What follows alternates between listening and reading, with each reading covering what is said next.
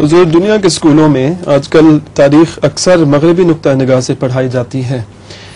بچوں کو کس طرح سمجھایا جا سکتا ہے کہ تاریخ کو دیکھنے کے اور لحاظ بھی ہوتے ہیں؟ دنیا کے اسکولوں میں تاریخ مغربی نقطہ نگاہ سے اکثر پڑھائی جاتی ہے. کیا ہے وہ نقطہ نگاہ؟ جس طرح وہ تاریخ کو پڑھتے ہیں، وہ سمجھتے کیا ہیں. ہے وہ نقطہ نگاہ سمجھائیں نا مجھے کہ کیا ہے جن پہ ان کو اعتراض ہے. He's asking what is the way that the West sees history and teaches it. For example, the world wars, the influence and the cooperation of the Asian nations. For example, India helping.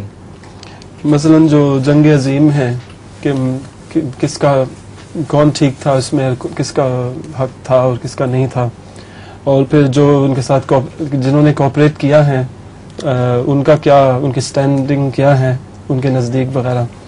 تو جس طرح وہ اس کو سمجھتے ہیں اسی طرح پڑھایا جاتا ہے. اسلام میں بھی یہی ہوگا، فرق تو نہیں ہوگا.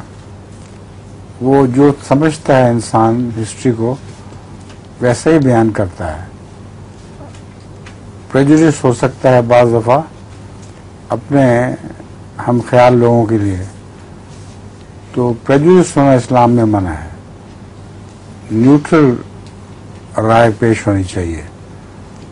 جو پریجوڈس رائے ہے اس سے ہسٹری بگڑ جاتی ہے.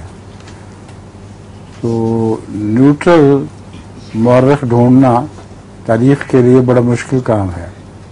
وہ کسی نہ کسی قوم سے تعلق رکھتے ہوں گے، یا جرمن ہوں گے تو ان کا ناچسی رجحان ہوگا، کچھ نہ کچھ جو الائیڈز قوموں کے تعلق رکھنے والے ہیں ان کا وہی رجحان ہوگا.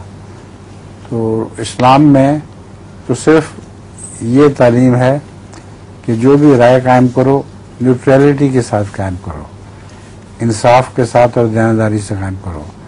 جو تاریخ اس کے مطابق ہے وہ مسلمان تاریخ ہے، جو اس کے برعکس ہے وہ غیر اسلامی تاریخ ہے.